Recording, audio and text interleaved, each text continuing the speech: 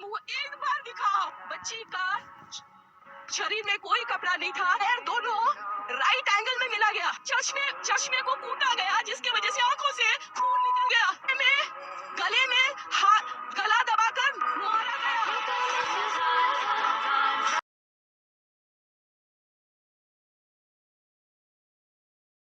एक बार आप ना उन डॉक्टर के पेरेंट्स की वीडियो देख लो, अगर आपकी रूह ना कांप जाए ना तो आप ह्यूमन नहीं हो फिर। मतलब देखो उनको, वो कैसे बोल रहे हैं कि उनको उनकी बेटी किस सिचुएशन में मिली, जब उन्होंने अपनी बेटी की बॉडी देखी तो वो किस सिचुएशन में थी। और हॉस्पिटल से उनको कॉल जा रही है कि आपकी बेटी ने सुसाइड कर लिया है। कोई अगर इंसान कोई सुसाइड करेगा तो वो अपनी रिंग फिंगर तोड़ देगा, वो अपनी नेक की बोन तोड़ देगा, वो अपनी पेल्विक बोन तोड़ देगा, वो अपना ही चश्मा अपनी ही आंख में फोड़ देगा। ऐसा होता है सुसाइड आपके यहाँ पे? ये होता है सुसाइड? हॉस्पिटल का स्टाफ ये सब बोल रहा है, एंड जो हॉस्पिटल का प्रिंसिपल है वो रिज़ाइन दे देता है और उसको नेक्स्ट जगह जॉब भी मिल जाती है साथ साथ। पहले से प्री प्लान्ड है कि मैं रिज़ाइन दे दूंगा और नेक्स्ट जगह मुझे साथ साथ जॉब भी मिल जाएगी। क्या चल रहा है भाई ये सब? किसी की डेथ हो गई है यहाँ पे, आप बयान देने को भी राजी नहीं है, आप रिज़ाइन दे रहे हैं, आपको कोई फ़र्क नहीं पड़ता है। आप अगर मैं वहाँ पे कोलकाता जैसी सिटी में है, वहाँ पे दुर्गा की पूजा होती है, सीएम भी एक औरत है, ममता बनर्जी जी, उनका भी कोई बयान सामने नहीं आया है। जहाँ तक मुझे सुनने को मिला है कि उनका अगर बयान भी कोई सामने आया तो उन्होंने ये बोला है कि लड़की का करैक्टर ऐसा था, लड़की है, ऐसा होता रहता है। आपकी मेंटल स्टेट ठीक है अगर आपने ये सब बयान दिए तो? मुझे तो नहीं लगता अगर आपने ये बयान दिए तो आपकी मेंटल स्टेट ठीक भी है फिर। आप रेपिस्ट को प्रमोट कर रहे हैं कि हाँ आप करो रेप, क्योंकि लड़कियों के साथ ऐसा होता रहता है। क्या बोल रहे हो आपको इतनी बड़ी पोजीशन पे बैठ के क्या बोल रहे हो? आपको खुद नहीं पता चल रहा? आप खुद सोचो इस चीज़ को कि कोई औरत ही ऐसा बोले किसी औरत के बारे में, करेक्टर एसोसिएशन करे, वो भी उसके बाद जब लड़की की डेथ हो चुकी है, वो भी इतनी बुरी तरीके से, उसके साथ इतना कुछ हो चुका है। आप खुद सोचो कि वो कितने पेन में रही होगी उस टाइम पे। उसकी रिंग फिंगर टूटी हुई है, उसकी नेक की बोन टूटी हुई है, चश्मा उसकी आंख पे टूटा हुआ। हमारी आंख में थोड़ा कंकर भी चला जाए ना, हम कैसे बौखला जाते हैं।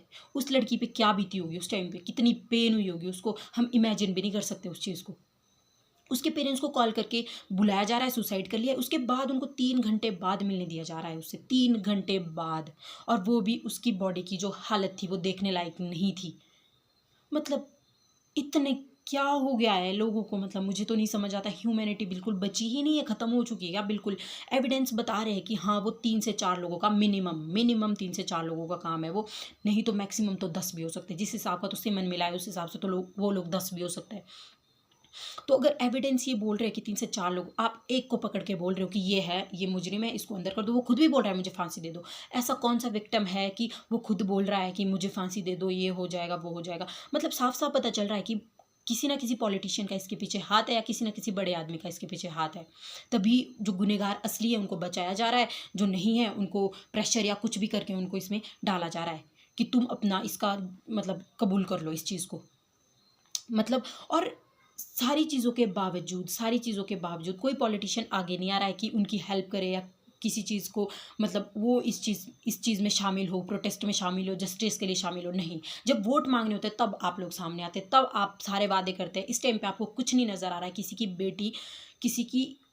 बेटी, वो भी इतनी होनहार बेटी जिसने नीट जैसा एग्ज़ाम, यूजी पीजी 2 एग्ज़ाम वो कर रखे हैं, क्रैक कर रखे हैं, एंड देन आप लोगों के पास कुछ नहीं है बोलने के लिए। अगर आप उनकी फ़ोटोज़ देखोगे ना, जिस हिसाब की उनकी फ़ोटोज़ है, उनकी बॉडी की फ़ोटोज़, आपके रोंगटे खड़े हो जाएंगे, आपकी आंखों में आंसू आ जाएंगे। अगर आप उनकी फ़ोटोज़ देखोगे, मैं तो मानती ही नहीं हूँ ये चीज़ कि वो एक इंसान का काम हो सकता है। वो हो ही नहीं सकता एक इंसान का काम। जिस हिसाब की उनको चोटें लगी है, एक हिसाब वो तो हो ही नहीं सकता, एक इंसान का काम तो है ही नहीं है। इसमें कोई ना कोई शामिल है।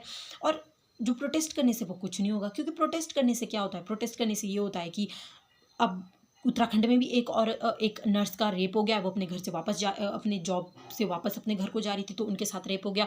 वहाँ प्रोटेस्ट करने वाली एक लड़की के साथ रेप हो गया। जहाँ तक मुझे पता चला है, अंकिता नाम की लड़की के साथ ये हो रहा है प्रोटेस्ट करने से, ये हो रहा है कैंडल मार्च करने से।